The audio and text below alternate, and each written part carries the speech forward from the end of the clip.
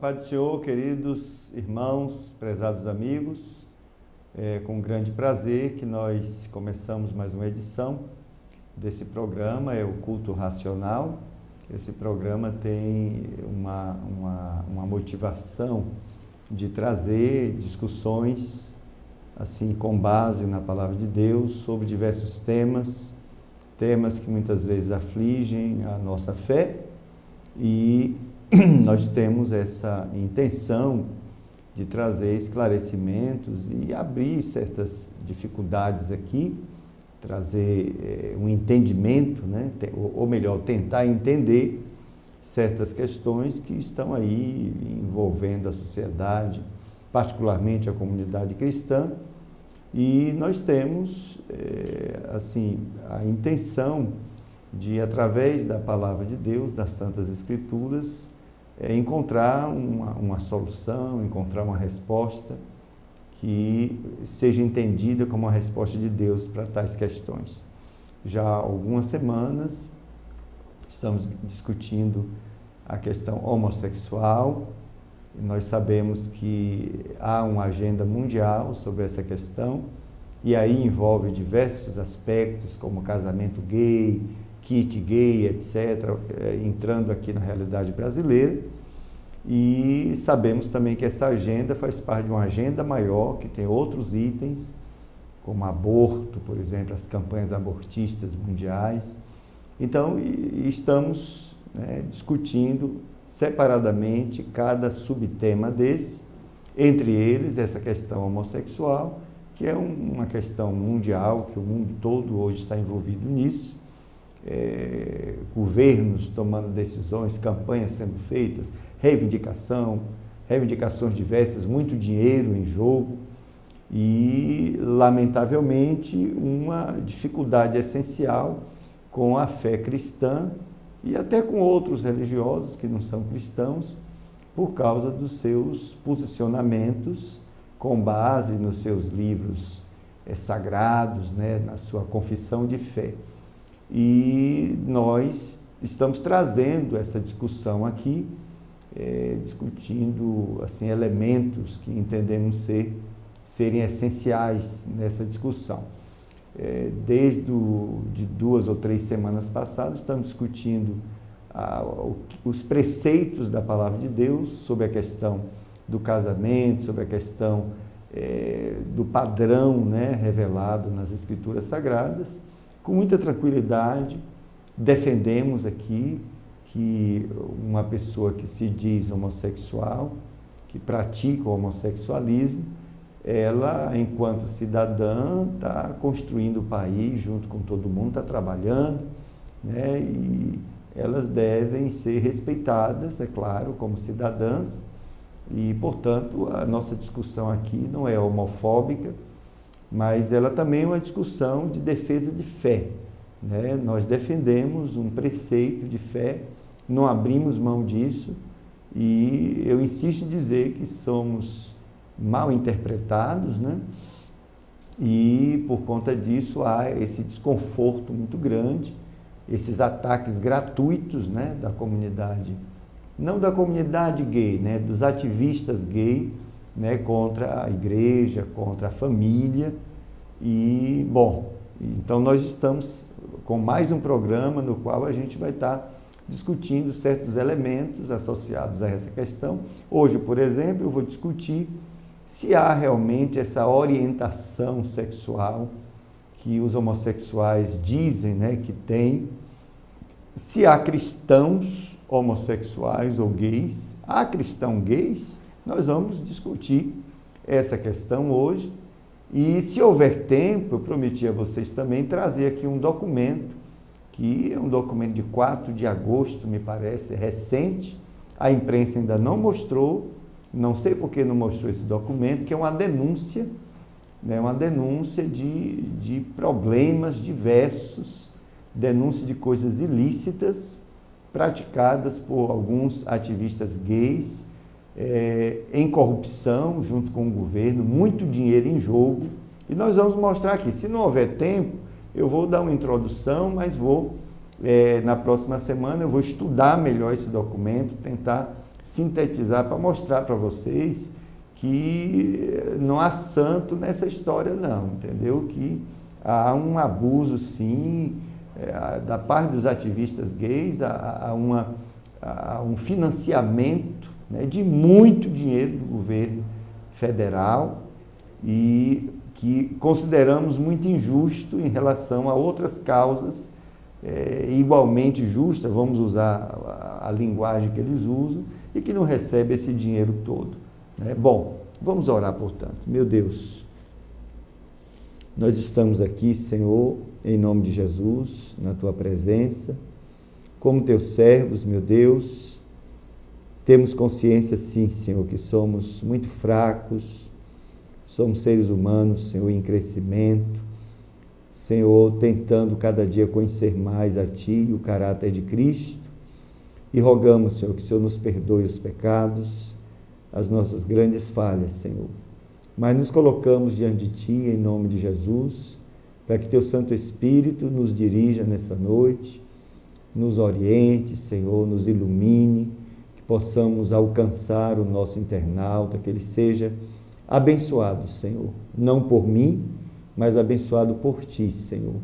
Eu particularmente, Tu conheces, nós seres humanos, e eu em particular não tenho nenhum mérito em mim, Senhor, que possa abençoar qualquer que seja, mas a minha vida está à Tua disposição, para que o Senhor possa nesta noite falar fortemente aos nossos corações, através dessa instrumentalidade, Senhor, e que vidas sejam restauradas, que o Teu Santo Espírito fale fortemente e que converta os nossos corações, Senhor. Seja conosco, portanto, livra-nos do mal, Senhor, em nome de Jesus. Amém. Amém. Eu gostaria também de convidar a todos para uma leitura aqui da Santa Palavra do Senhor, que está em João, capítulo 8, versículos 31 a 36. Eu já li algumas vezes esse versículo aqui, mas cada dia há uma abordagem diferente, né? Então, o texto diz assim, João 8, de 31 a 36. Jesus dizia, pois, aos judeus que criam nele, se vós permanecerdes na minha palavra, verdadeiramente sereis meus discípulos, e conhecereis a verdade vos libertará. Responderam-lhe, somos descendência de Abraão e nunca servimos a ninguém. Como dizes tu, sereis livres? Respondeu-lhe Jesus, em verdade vos digo que todo aquele que comete pecado é servo do pecado. Ora, o servo não fica para sempre em casa, o filho fica para sempre. Se, pois, o filho vos libertar, verdadeiramente sereis livres. Esse é um texto, inclusive, curioso e conhecido, muito conhecido.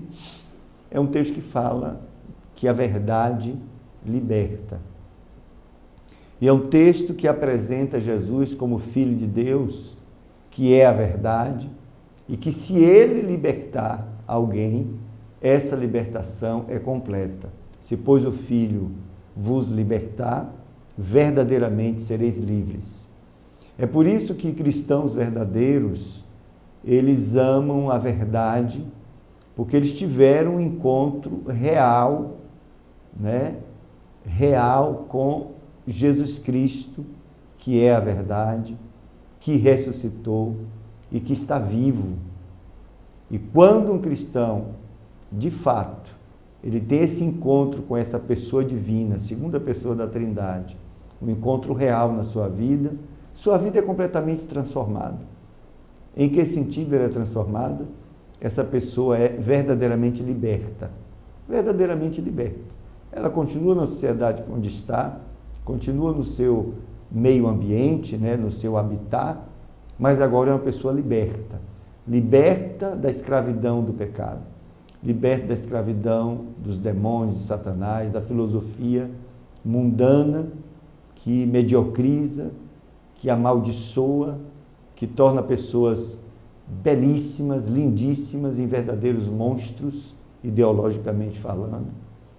Mas, quando a pessoa está em Cristo, quando a pessoa é verdadeiramente libertada, porque está em Cristo, ela está acima de tudo isso. E ela tem um compromisso com a verdade e ama a verdade mais do que a sua própria vida. É isso que fez o cristianismo, né, avançar nos diversos níveis das sociedades ao longo dos séculos e em todo o mundo, né? É isso que fez milhões de cristãos preferirem a morte a ter que negar a sua fé, porque a verdade é um poder ilimitado que nos liberta. A libertação é tão profunda que até a nossa vida fica menor do que a verdade. E nós amamos a verdade. E o texto, ele diz, e conhecereis a verdade, e a verdade vos libertará. Era uma discussão que Jesus estava tendo com os judeus da sua época, com líderes religiosos, que, segundo Jesus, eram escravos do pecado, né? E a maior libertação, né, que a verdade nos dá é nós vencermos a mentira, né? Não existe meia-verdade, não existe mentirinha, esses sinônimos, adjetivos, né, que a gente vive dando. Se você continuar lendo o texto, você vai ver que o que existe é a mentira e a verdade, né? E o Senhor nos liberta da mentira. Nós, os verdadeiros nascidos de novo, os que são verdadeiramente livres em Cristo, eles amam a verdade e odeiam a mentira. E hoje estamos diante de uma sociedade que, primeiro, fabrica verdades, observe aí que eu estou colocando aspas, né, nessa verdade aí que se fabrica, manipula-se informações, manipula-se a verdade, gerando, claro, a partir dela, né, certas versões que são mentirosas. O diabo faz isso. E hoje estamos aí mergulhados numa sociedade que vive em função não da verdade, mas em função da mentira, sim. Que as pessoas mentem assim, naturalmente, descaradamente, né? Como se estivesse fazendo a coisa mais normal do mundo, e o mundo é assim. Se você for verificar, a base, né, de sustentação desse sistema mundano é a mentira, né? É a traição, né? É a exploração do mais fraco, né, para satisfazer interesses mesquinhos dos mais poderosos, né? Isso é o reino da mentira. Mas a palavra de Deus diz: e conhecereis a verdade vos libertará, né? Se, pois, o Filho vos libertar, verdadeiramente sereis livres. Eu vou apresentar aqui. Semana passada nós fizemos um programa, começamos lamentando, né? O governo Dilma aprovou, sancionou a lei do aborto. Nós falamos, inclusive, as características aqui dessa lei. Basta que uma mulher se diga que foi estuprada, a lei não a obriga. Aliás, é dito que não é necessário que haja nenhum exame para isso. Então, baseado no depoimento da mulher, ela tem o direito, é coberta pelo Estado para abortar. Então, assassinando uma criança, né, um inocente. Então, precisa, não sei qual é o ícone aqui. Slide. Bom, não estou achando não. Mas assim, na realidade a gente tem uma lei que acabou sendo aprovada, né, ou sancionada no Brasil, que está punindo inocentes, mas o assassino, o estuprador, está aí sendo beneficiado com a impunidade que há nesse país, e isso é motivo de tristeza para a gente, né? Eu vou apresentar um slide aqui, a técnica está observando, está ajeitando aqui para a gente. Esse slide eu encontrei aí na internet, só para a gente apresentar o nosso protesto, né? Porque esse governo, ele fez isso, né, conosco. E, bom, parece que não estamos conseguindo aqui, mas hoje a gente vai avançar um pouquinho mais. Hoje eu queria estar vamos responder algumas questões, né? E eu vou fazer essa apresentação, essas respostas, né? Baseado numa reportagem de Scott Liverley, né? Veja aí na internet, importante pensador, repórter, etc. Não conseguimos não, né?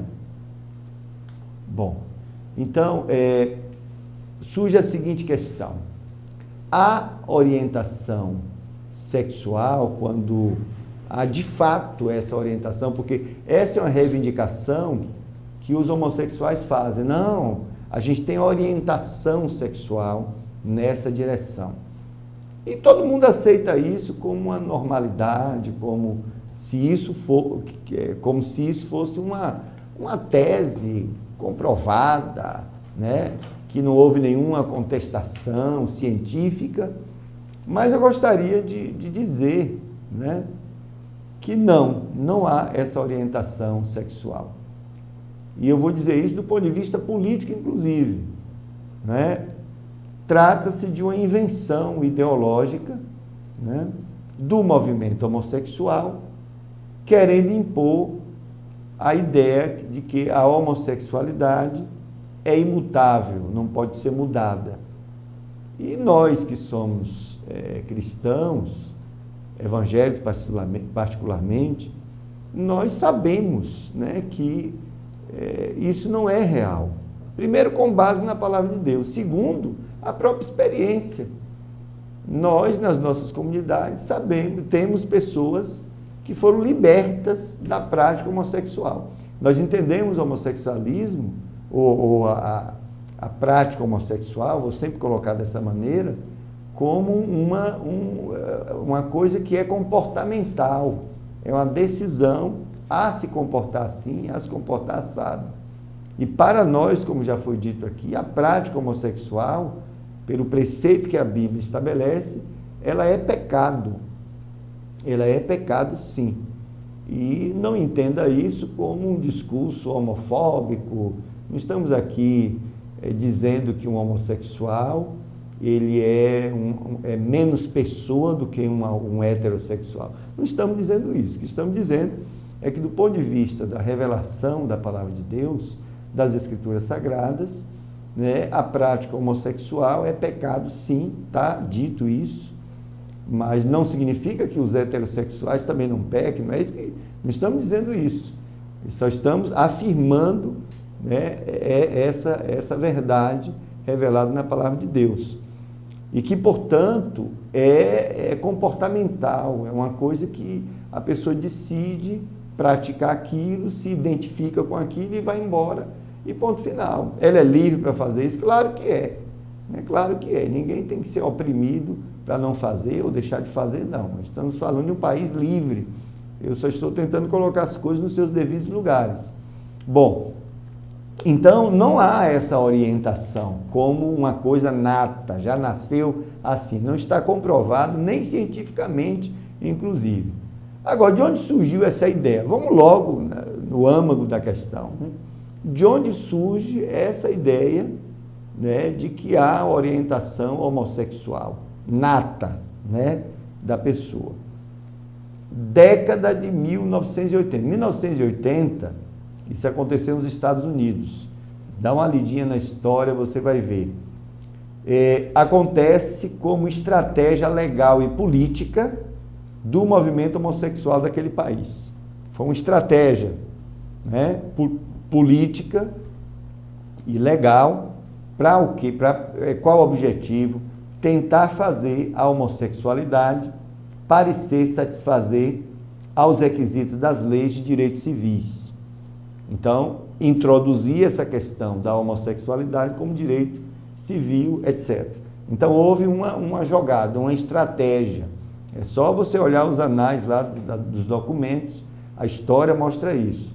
Agora, por quê? Por que que tinha que ser feito desse jeito? Porque as decisões do Supremo Tribunal dos Estados Unidos naquela época exigiam que os membros de um grupo tivessem características imutáveis para se qualificarem para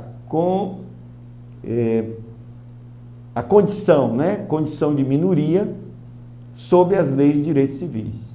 Então, era assim, você tem uma minoria, para essa minoria ter uma condição que possa ser incluída nas leis de direitos civis, essa condição necessariamente tinha que ser imutável. Essa era uma condição estabelecida, foi uma decisão do Supremo Tribunal lá nos Estados Unidos.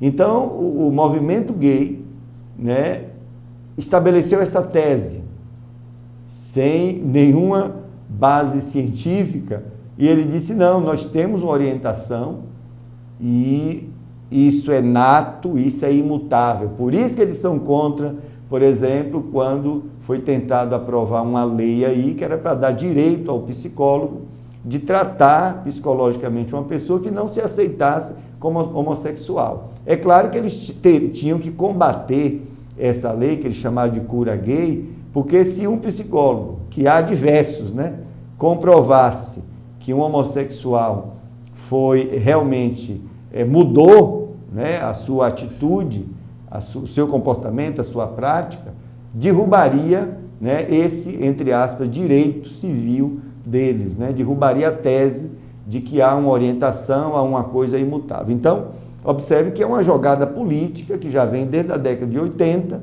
né, de 1980. Agora, o juiz, quem for um juiz, observe, o juiz homossexual chamado Anthony Kennedy, ele escreveu 4 das últimas 5 opiniões relativas à homossexualidade, tá certo? Então, dessa forma, então foi aí, né, aparece em cena um juiz homossexual importante que praticamente varreu, né, toda a conclusão, varreu toda a discussão com 4 das 5 últimas opiniões e, desta forma, a teoria permanece, né, na suposição de que não foi contestada. Mas quem deu o parecer foi um homossexual. Aí fica a coisa muito, como é que eu diria, muito conveniente, né? Mas isso aconteceu nos Estados Unidos e o movimento gay mundial impôs isso para o mundo todo, por causa dessa decisão. Aí, com respeito à igreja, né? Eu gostaria de criticar a posição da igreja. Recentemente o Papa falou algumas coisas aí que terminou, né, balançando. Então, há uma controvérsia dentro da igreja. A igreja se dividiu, né? Aliás, não se dividiu, não. Para mim, a verdadeira igreja é aquela que diz assim: Deus ama o pecador, mas abomina ou odeia o pecado. Essa é a verdadeira igreja. E ela entende a prática homossexual como pecado. Bom, mas ela prega que Deus ama os homossexuais. E ela prega que todos nós devemos amar os homossexuais. E essa pregação é o Evangelho de Jesus Cristo. Foi isso que Jesus mandou nós fazermos. Bom, agora, a outra ala de ex-igrejas e ex-pastores, né, afirmam um negócio chamado identidade gay. Adotaram essa ideia e dizendo que vem desde o nascimento. Ser gay equivale a ser negro, né, dentro dessa discussão dos direitos aí humanos. Ser gay é o jeito que Deus criou algumas pessoas para ser, etc. Então, essas pessoas que adotaram essa ideia, que é uma ideia antibíblica, né, errônea, não consideramos igreja, não. Elas saíram dos princípios estabelecidos pelo Senhor, né? Deixaram de ser pastores esses que defendem essa ideia, tá? Dessa forma nós entendemos. Aqui ficou um texto na final. Ok, nós vamos exibir aqui, já temos aqui a técnica, conseguiu, tá? Mas nós vamos avançar um pouquinho mais, tá? Eu queria, antes de só mostrar o slide aí do aborto, né? eu queria responder uma outra pergunta, né, que é o seguinte: há cristãos gays? Será que há pessoas que se dizem cristãs e são gays ao mesmo tempo? Vamos discutir isso. Olha só, Provérbios 23:7 diz que, como o homem pensa no seu coração, assim é ele. É o que a palavra de Deus diz. E Romanos 12:2 diz assim: e não vos amoldeis, ou não assuma a forma, o molde, né? Não vos amoldeis, ou não vos conformeis, não assuma a forma, não vos amoldeis ao sistema deste mundo. O mundo tem um sistema, né? Que todo mundo pensa do jeito que essa filosofia mundana pensa. Mas sede transformados pela renovação da vossa mente, ou do vosso entendimento, né? Então, desta maneira, não existe um cristão ladrão, não existe cristão adúltero, não existe cristão beberrão, não existe cristão gay. O que há são cristãos cuja natureza terrena, observe, pende para certos pecados, para esses e outros pecados da carne. E ao longo da sua caminhada com Cristo, né, ele vai vencendo isso, né, ele vai se libertando disso, porque o poder da graça manifestado em nossas vidas nos coloca sobre o pecado, né, nos dá poder sobre o pecado.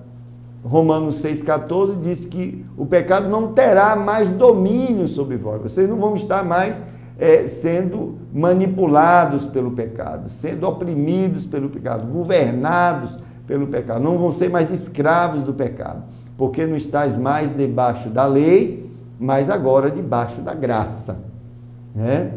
Então, você não pode admitir essa conceituação cristão gay, não há isso. Então, a definição de quem somos não vem, agora por quê, né? Porque a definição de quem somos não vem dos pecados que nos tentam. Então, se tem um cristão que ele é tentado, ele tem uma tendência a ser um mentiroso, que ainda não se libertou da mentira, do pecado da mentira, você não pode dizer, ele é cristão, olhando desse ponto de vista da nossa discussão, é claro, né? É um cristão mentiroso. Não é o pecado que nos define, né? Não é o pecado que nos define quem somos. Nós somos cristãos, nós somos seres humanos, mas que tem, né, que por causa da natureza corrompida, né, essa natureza pende ou tende a ir numa direção pecaminosa, vai variar aí de pessoa para pessoa. Então, dizer cristão gay, ou cristão adúltero, ou cristão ladrão, isso não é, teologicamente, não está correto dizer esta forma, né? Bom, porque as pessoas dizem, né, querem definir a forma de ser gay como a forma de ser pessoa, né? Mas não, uma pessoa que tem essa opção de comportamento gay é uma pessoa, é um ser humano normal, tá? Agora, essa escolha da prática homossexual é pecado, não é o pecado que vai definir ela como pessoa.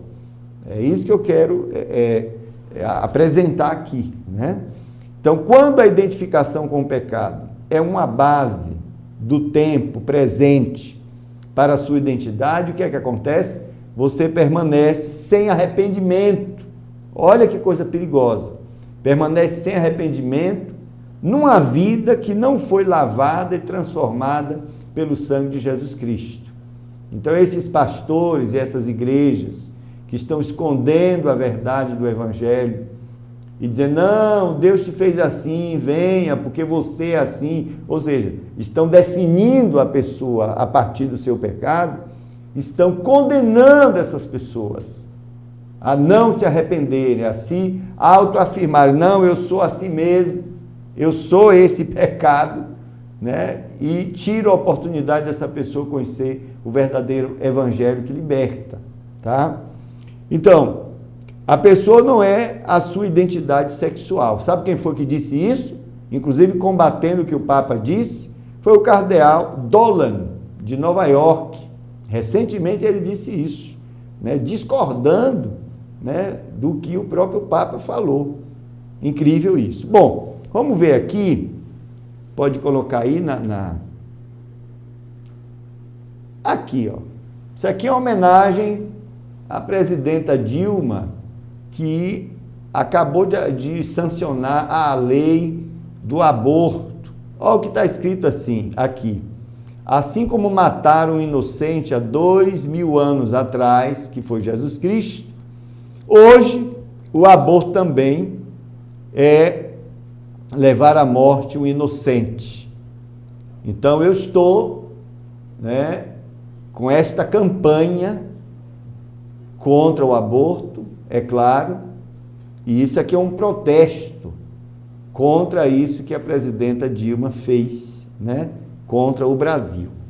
Bom, vamos ver aqui mais uma coisa. Ok. O que mais? Deixa eu fechar aqui. Tem mais algumas coisas aqui para a gente ver. Fechando aqui, tá? Eu não sei. Bom, olha só. O que é isso aqui?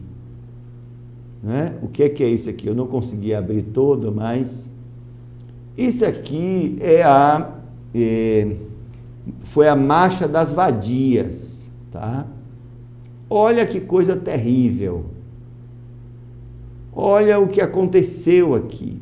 Isso aconteceu no Brasil, em algumas capitais, uma verdadeira aberração, né? Um verdadeiro desrespeito à família brasileira, por favor. Um verdadeiro desrespeito à família brasileira, uma manifestação nesses moldes. Você que tem essa opção de ser prostituto, prostituta, o país é livre, é claro, você paga imposto, você vota, então legalmente você tem direito de reivindicar o que você achar que é direito seu. Agora, você não precisa afrontar, né, os seus compatriotas, né, as pessoas que são do seu país, né, os seus vizinhos, as famílias, que se chocam com essas coisas, né, cujo padrão delas de vida não é este. Isso, no nosso entendimento, constitui um desrespeito, sim. Agora, felizmente, aparece em cena, né, aparece em cena um deputado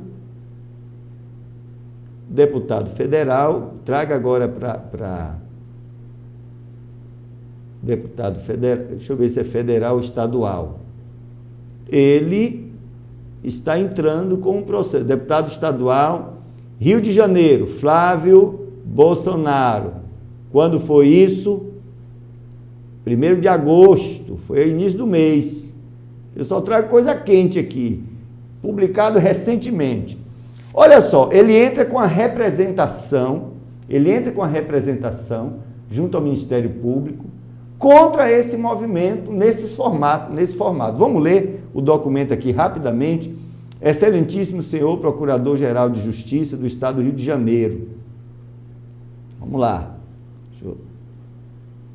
Flávio Nantes Bolsonaro, brasileiro, casado, exercendo o mandato de deputado estadual na Assembleia Legislativa do Rio de Janeiro, eleito pelo Partido Progressista, inscrito no cadastro de pessoa física, etc., com domicílio profissional, rua, etc., telefone e tal, vem respeitosamente promover representação em face dos participantes do grupo denominado Vadias, responsável pela Marcha das Vadias, ocorrida em 27 de julho de 2013, na Praça de Copacabana, pelo que a seguir passa a expor e requerer, considerando as atribuições desse parlamentar, no sentido de promover o encaminhamento ao Ministério Público de denúncias referentes à prática de abusos e indícios de atividades promovidas por qualquer pessoa física ou jurídica, pública ou privada, que venham, de qualquer forma, ofender princípios e garantias constitucionais, no caso em tela o artigo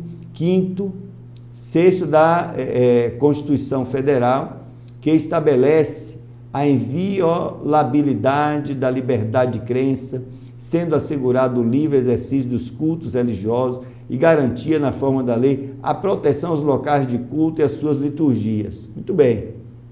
Tendo em vista as atribuições inerentes à função parlamentar de fiscalização do princípio da legalidade, venho à presença de Vossa Excelência da notícia sobre procedimentos e atuação de um grupo que se denomina Vadias e que foi responsável pela marcha de vadias, os quais passa a relatar. Em primeiro lugar, submeta a esse paquete fatos e imagens, objeto de graves condutas perpetradas pelo denominado grupo e seus integrantes, ocorrido na praia de Copacabana, nesta cidade, durante a Jornada Mundial de Juventude, no dia 27 de julho de 2013. Observe que isso aconteceu durante a Jornada da Juventude, uma verdadeira afronta, né, gratuita à fé católica, nesse caso, né?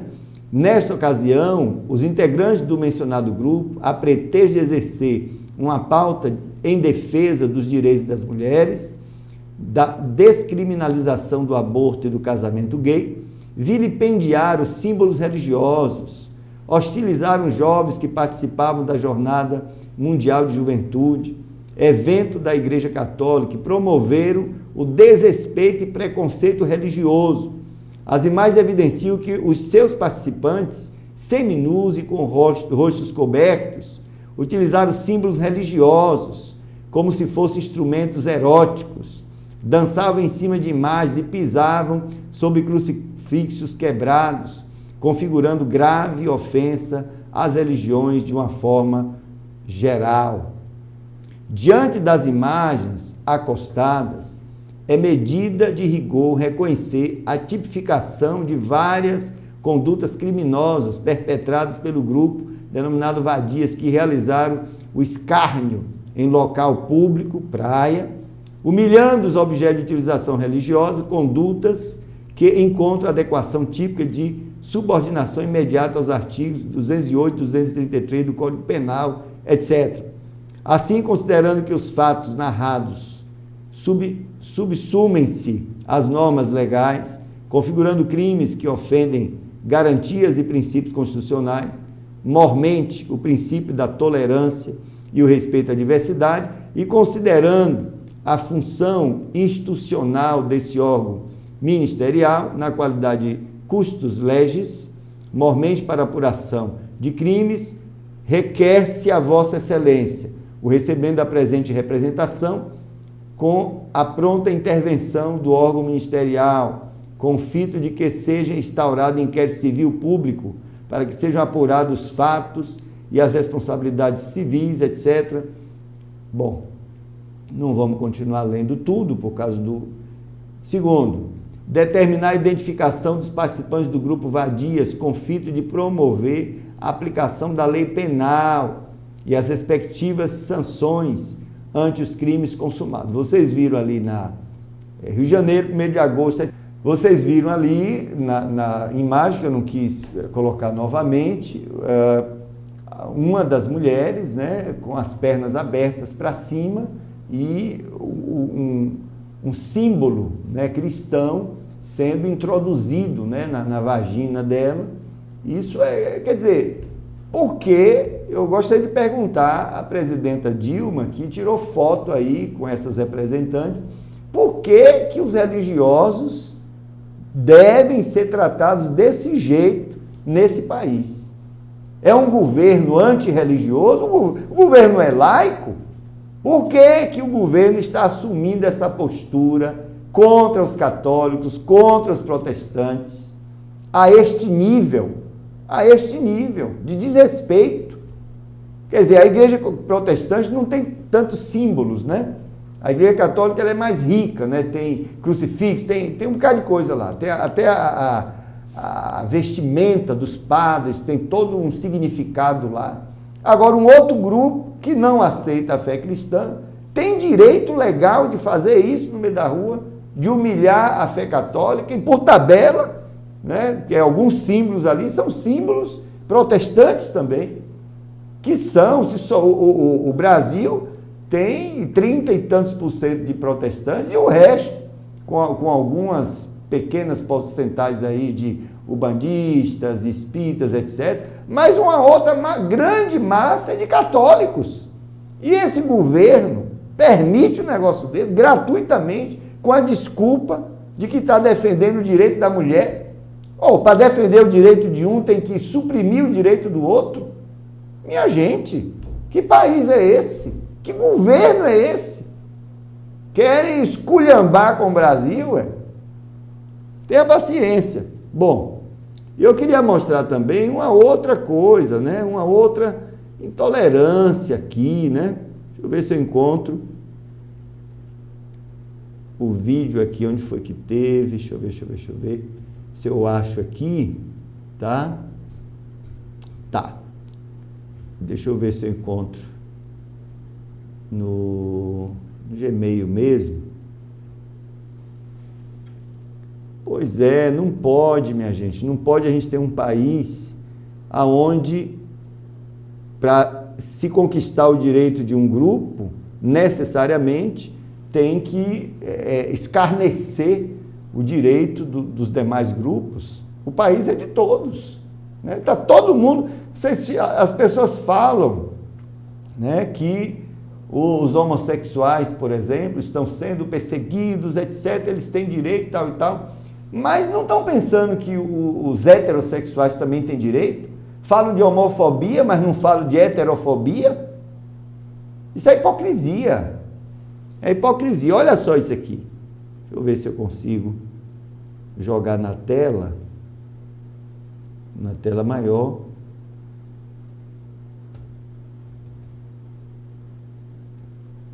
Não estou conseguindo. Oi? Deixa eu ver aqui. Ícone do YouTube. Aqui. Ok. Olha só o que aconteceu nesse final de semana. Vou voltar para o início. Tem som? Quem é esse aqui? Esse é Marcos Feliciano. Estava no avião. Observe. Deputado Marcos Feliciano, tá? Que é uma autoridade que representa, né, o país, é um deputado federal e foi desrespeitado, não só ele, mas os demais passageiros, né, desse avião, foi desrespeitado por esses dois homossexuais. Tocaram no deputado, fizeram essa dança aí, obscena inclusive. Quer dizer, isso é o quê? É direitos humanos? Os homossexuais têm mais direito do que essas pessoas que estão aí, e mais do que o deputado que aí está. É assim que são civilizados? Isso é uma barbaridade, minha gente.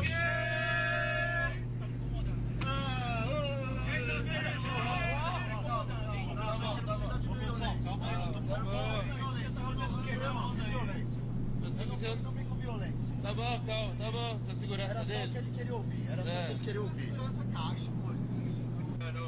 Pode esperar, a sua hora vai chegar. Feliciano, pode esperar, a sua hora vai chegar. Feliciano, pode esperar, a sua hora vai chegar. Feliciano, pode esperar, a sua hora vai chegar. Existe algum distúrbio para uma pessoa como essa que é homofóbica, que quer curar as pessoas, que diz que o sexo sem consenso não é estupro e outros casos? Existe alguma razão psicológica para ele ser dessa maneira? Olha, se você pensar nesse artigo aqui, da Mente e Cérebro, que está falando exatamente sobre esse problema da cura gay, eles mostram que isso é uma visão deturpada pensando a sexualidade como um trabalho de doença.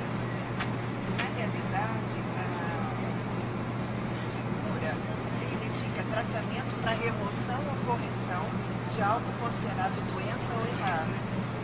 Quando na realidade, gente, a cura é de você voltar a ser o que você é. Freud, no passado, ele tem um texto que é 3 ensaios da sexualidade, escrito em 1905, em que ele coloca que é um equívoco daquele raciocínio que gerava um sofrimento neurótico, mas para mascarar dogmas religiosos. Eu acho que o grande problema é exatamente isso, é quando ainda determinadas religiões consideram que o gay é doente, e ele não é doente, é uma opção sexual. Então tem que ser respeitado isso. E o Conselho Federal de Psicologia prontamente se colocou contra o projeto de cura, considerando contrário à ética profissional. Você não me representa, hein, Feliciano? Queridinha, minha família me aceita. Pois é, aí aproveitaram, tinha uma psicóloga lá no avião e fizeram a pergunta a ela, né, sobre a questão da opção, da questão homossexual. E eu gostei porque ela citou Freud, fez aquela coisa toda, mas ela chamou de opção sexual, né? E ela disse que algumas religiões consideram uma doença, mas acho que isso é ignorância dela, viu? Não é doença não, eu não conheço nenhuma religião, que pode ser até que exista, né? Alguma religião estranha aí, que considera o homossexualismo, ou melhor, a homossexualidade, como uma doença. No cristianismo, por causa que está revelado pelo nosso Deus, a prática homossexual é pecado, sim, né? Agora, ela, como psicóloga, ela não chamou de orientação sexual, ela chamou de opção.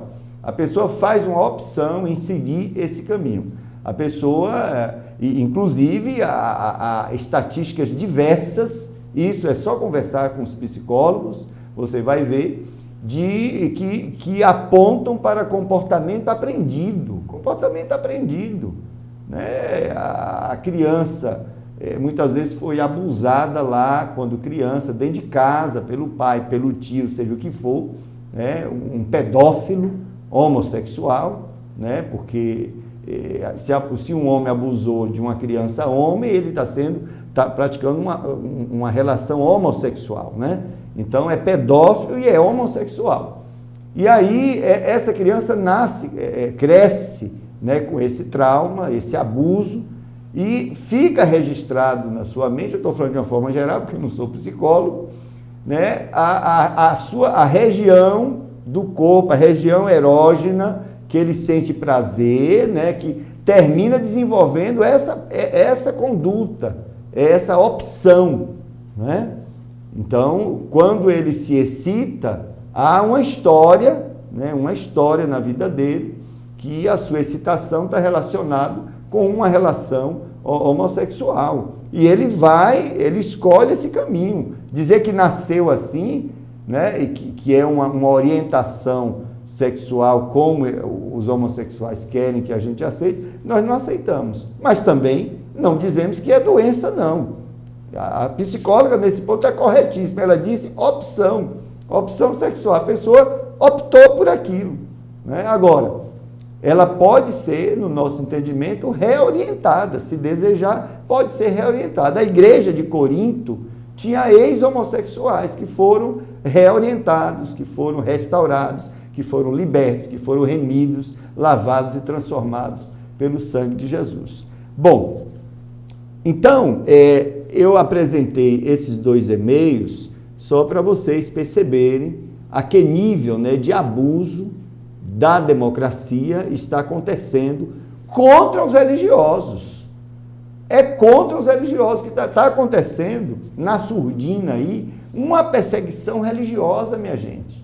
Precisamos acordar sobre essa questão, com essa desculpa de que estão sendo dando direito às minorias, etc., só que estão massacrando os direitos dos religiosos, que também pagam impostos, que também estão trabalhando, que estão construindo o país. E digo mais, os religiosos estão recuperando delinquentes e colocando esses delinquentes recuperados como homens de bem na sociedade.